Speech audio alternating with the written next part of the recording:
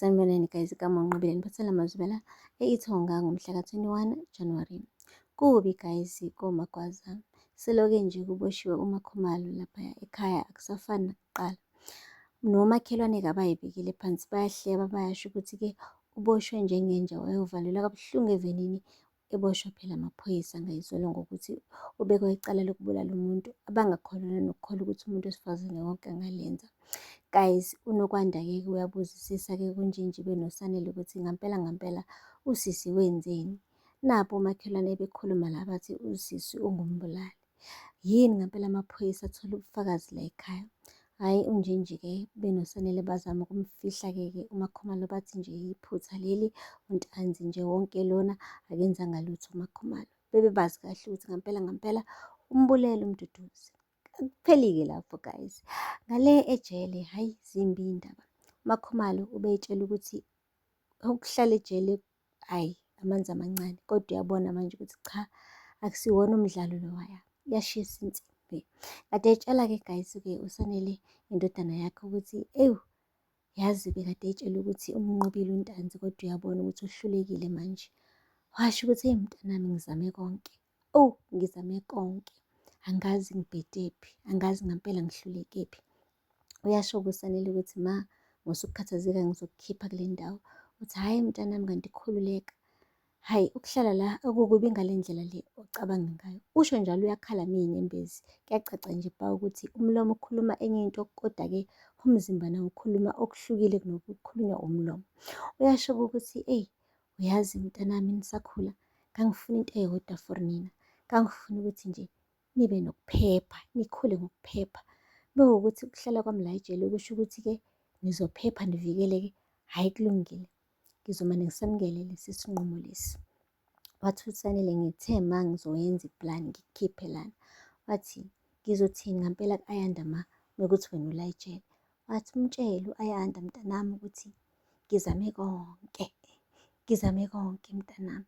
Hhayi bo guys, kunzima ngampela. Naye uSanele ebona ukuthi hhayi ngathi akasendoda yalutho-ke manje, ngoba phela kwabuyela ubanele emuva, ethembisa ukuthi yena usezoqina manje abe nomgogodla, kodwa ngathi hhayi uNtanzi yasinwa yibethela lapha kuyena guys, akukho ukuphumula. Ngaso sonke isikhathi la eyitshela ukuthi uzokhombisa uNtanzi ukuthi yena uMagwaza. uNtanzi umane afike nje amuthi mpe, aqede ngayo yonke indlela guys. uNtanzi kuyathi kade afika kule game unamaqhinga amaningi, amaqhinga strong. Ngathi impela-ke uSanele akalibona lidlalayo makunje, ngisho noBanele bengenza kangcono. Akupheli-ke lapho.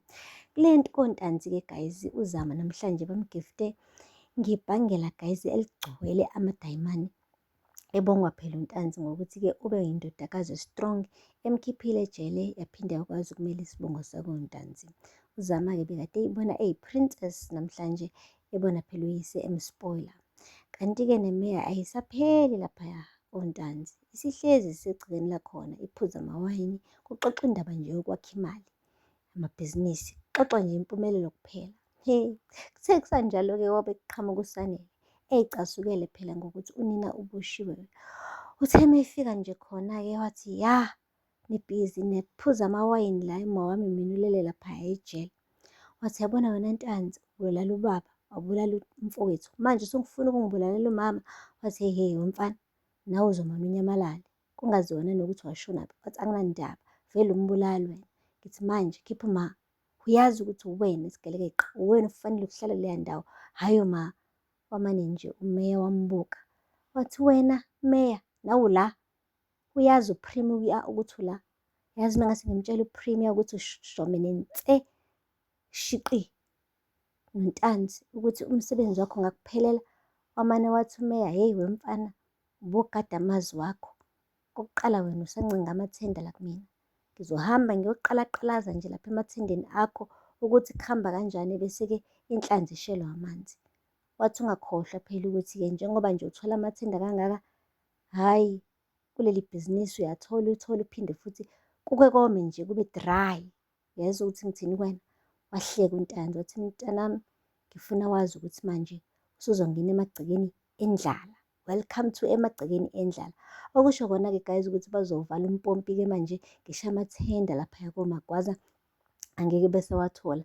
Wonke amathenda-ke asezothi nje chlokotho kontanzi. Angeke nje bagcine ngokuthi nje kuboshwe uMakhumalo, belokhu begijinyiswa ngokuthi abazobulawa, bazophinda bancintshwe ngisho-ke amathuba omsebenzi okuzokwenza ukuthi impela umnotho wale koMagwaza ushone phansi guys, kakhulu. Hhayi kunzima, akabuye uBanele guys makunje. Engathi uSanele ubekade ande ngomlomo njengebhakede, kodwa mase sekumele awenze umsebenzi, hayi guys, ngathi awenzeki ngendlela efanele. Guys, aphela lapho-ke amazwibela namhlanje. Ningakhohlwa nokusubscribe, nilike, nikhomente. Until next time, bye.